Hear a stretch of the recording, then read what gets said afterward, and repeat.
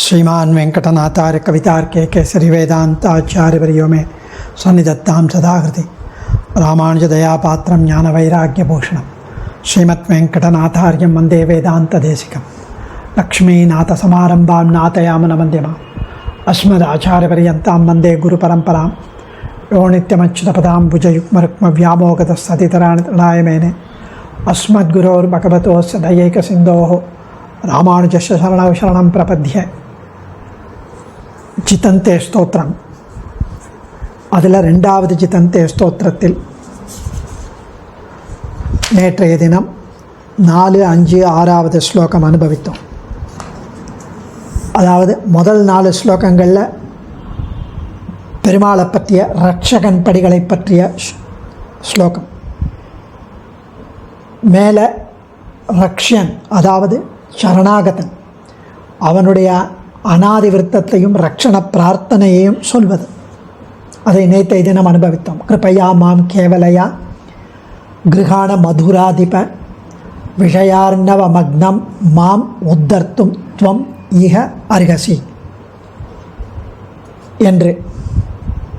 அதாவது தேவரீர் அருள் ஒன்றினாலேயே அடியனை கை கொள்ள வேண்டும். இந்த சம்சார மண்டலத்திலே சிற்றின்பக் கடல்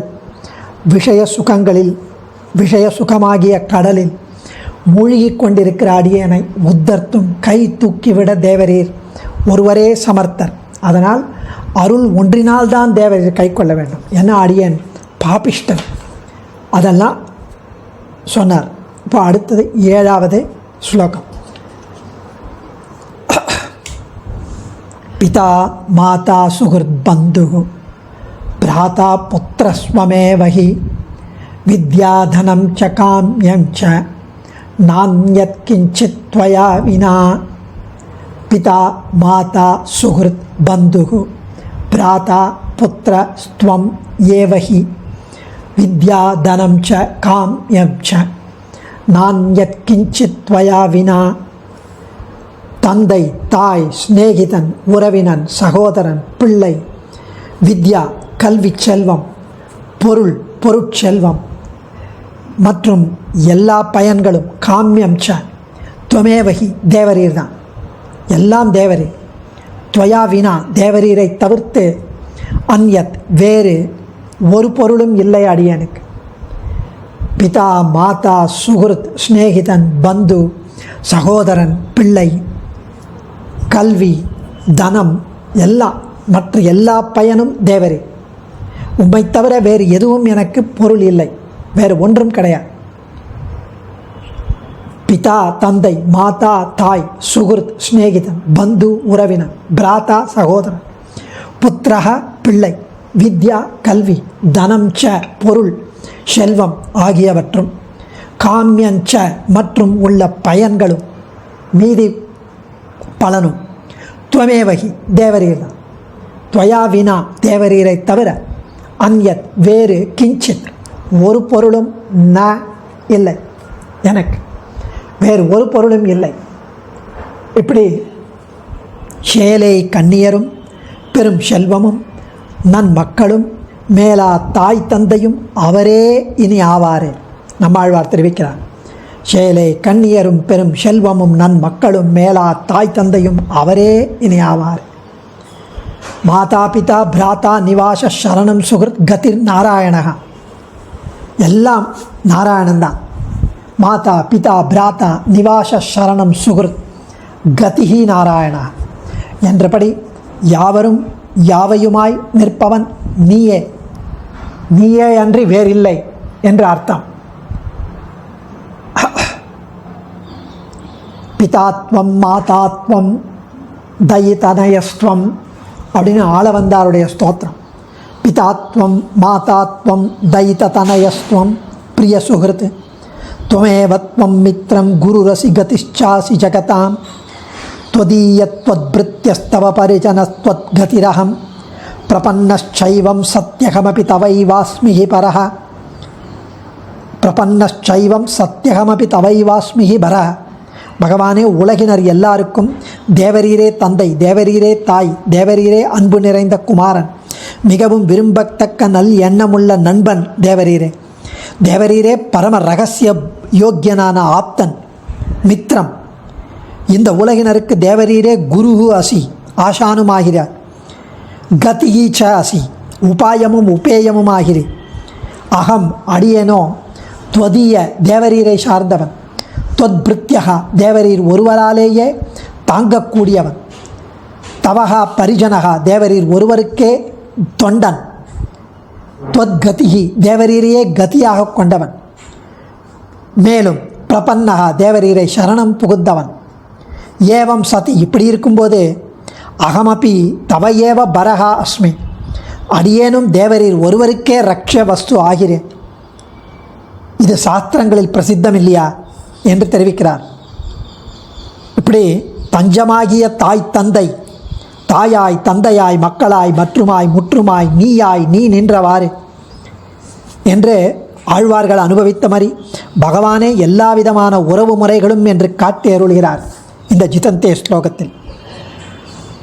துவம் ஹி நக பிதா யஸ்ய மசகா பாரம் தர்ஷயதி என்ற ஆச்சாரியனே பிதாவாக கூறியது வேதம். பிரதமாச்சாரியன் பெருமாள் அப்படின்னா நிச்சயமா தந்தையும் தாயுமாவார் என்கிறார் ஸ்ரீ தொண்டரடிப்படியாள். பூதானாம் யோவ்யய பிதா என்று சகஸ்நாமத்தில் வரும். இப்படி ஆச்சரியமாக இங்கே பிதா மாதா சுகிருத் பந்து பிராத்தா புத்திரஸ்வமேவை त्वमेव माता च पिता त्वमेव त्वमेव बन्धुश्च गुरुस्त्वमेव त्वमेव विद्या द्रवणं त्वमेव त्वमेव सर्वं मम देव देवा. ஏழாவது சூர்ணையில் கத்தியத்திரயத்தில் சரணாகதி கத்தியத்தில் சுவாமி ராமானுஜர் தெரிவிக்கிறார், நாம் அனைத்தையும் விட்டு விட்டோம், அதனால் நமக்கு பேர் இழப்பு இல்லையா அப்படின்னா நமக்கு எல்லாமே பெருமாள் தான்.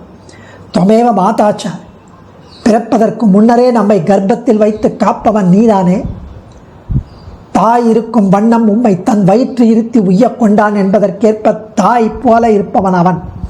பிதாத்வமேவ தாய்க்கு முன்னரே நாம் பிறப்பதற்கு காரணமாக உள்ளவன் தந்தை. பிறப்பித்த தந்தை நீ பெரிய திருமொழியில் திருமங்கையாழ்வார் சொன்னபடி இவனே தந்தையும் ஆவான். துவமேவ பந்துஷ்ச என்னுடைய அனைத்து விதமான சொந்தம் நீயே. உறவினர்கள் நல்வழிப்படுத்துவது போல என்னை நல்வழிப்படுத்துபவர் தேவரி. குருஸ்துவமேவ இருள் தருமா ஞானம். இந்த சம்சார சாகரத்திலிருந்து நம்மை அநேக அஜ்ஞானம் ஏற்பட்ட நமக்கு ஆசானாக இருந்து நீக்குபவன் அவனே.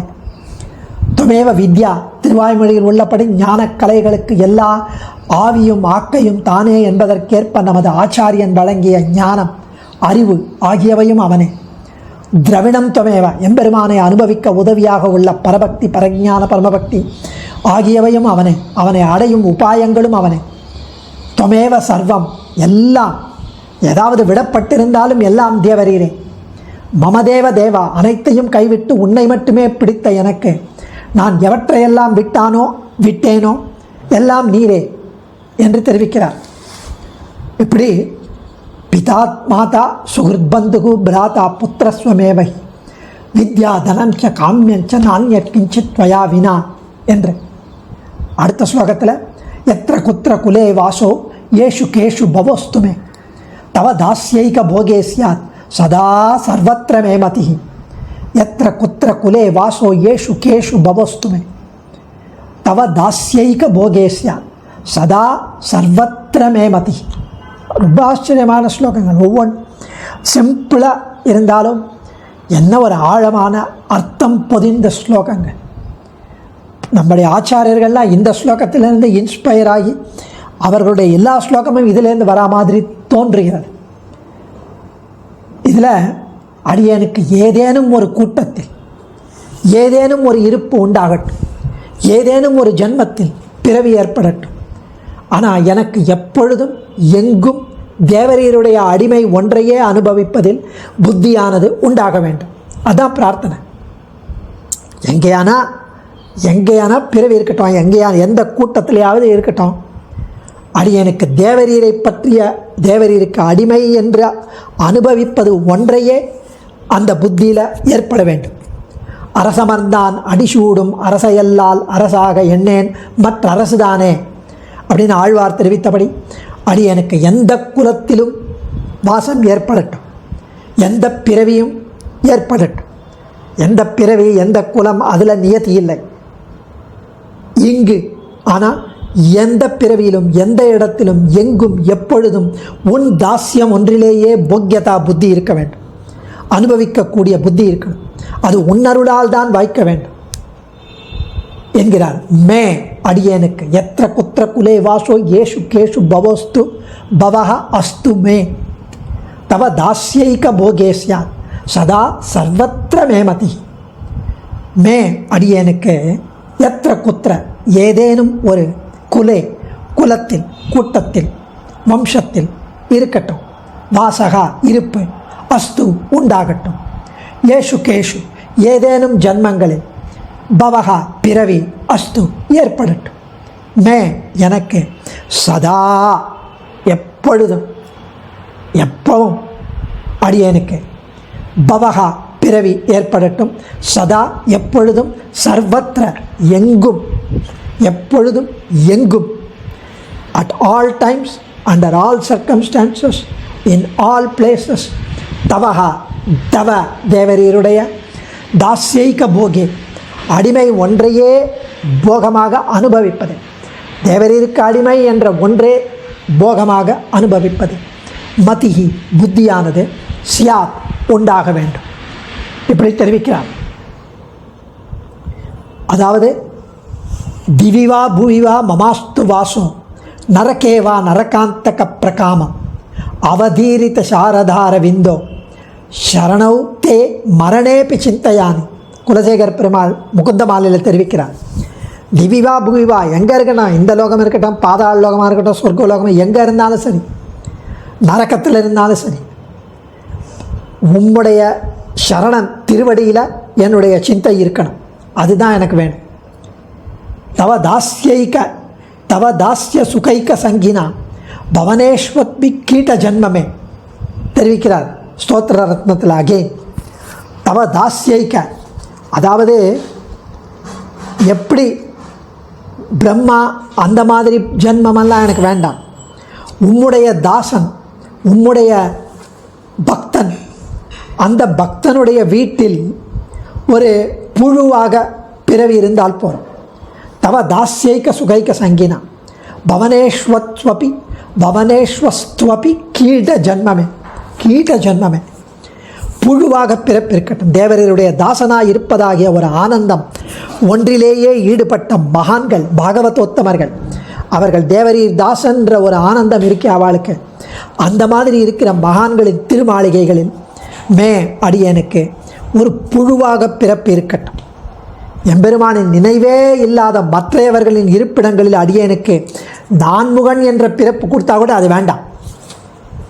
இதே மாதிரி இப்படி இதையெல்லாம் ஆளவந்தாரும் இந்த ஸ்லோகத்தை அனுசந்தித்து அவர் அங்கே செய்திருக்கிறார் என்று நாம் புரிந்து கொள்ள வேண்டும்.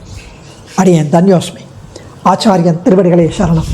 கவிதார்க்கிக சிம்ஹாய கல்யாண குணசாலினி ஸ்ரீமதே வெங்கடேஷாய வேதாந்த குரவே நமः.